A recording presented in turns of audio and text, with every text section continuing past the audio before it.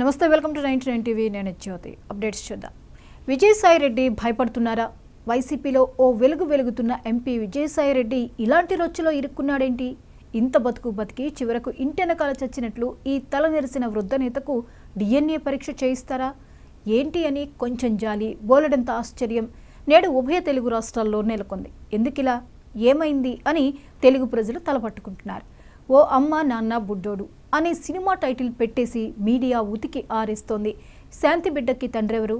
ఇది తెలుగు రాష్ట్రాల్లో నేడు హాట్ టాపిక్గా మారింది. వెర్రెత్తిపోయిన విజయసాయిరెడ్డి దిక్కుతోచక మీడియాపై అదే స్థాయిలో రెచ్చిపోతున్నారు.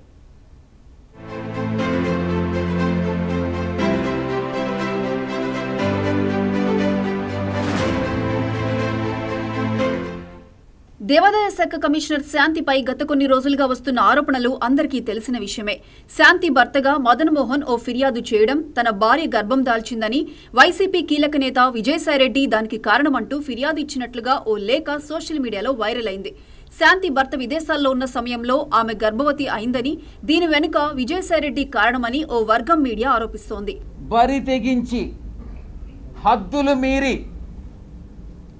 ఇష్టానుసారంగా ఆధారాలు లేకుండా నిరాధారమైనటువంటి ఆరోపణలు ఒక ఆదివాసీ స్త్రీతో సంబంధం ఉన్నట్టుగా మీరు చెప్పి ఈరోజు అదే ఆధారాలు మీరు ఎవరెవరికి సబ్మిట్ చేయాల్సి ఉంటుంది అన్నటువంటి విషయాన్ని నేను రాబోయేటటువంటి నా యొక్క ప్రెస్ కాన్ఫరెన్స్ లో నేను ఎక్స్ప్లెయిన్ చేస్తాను.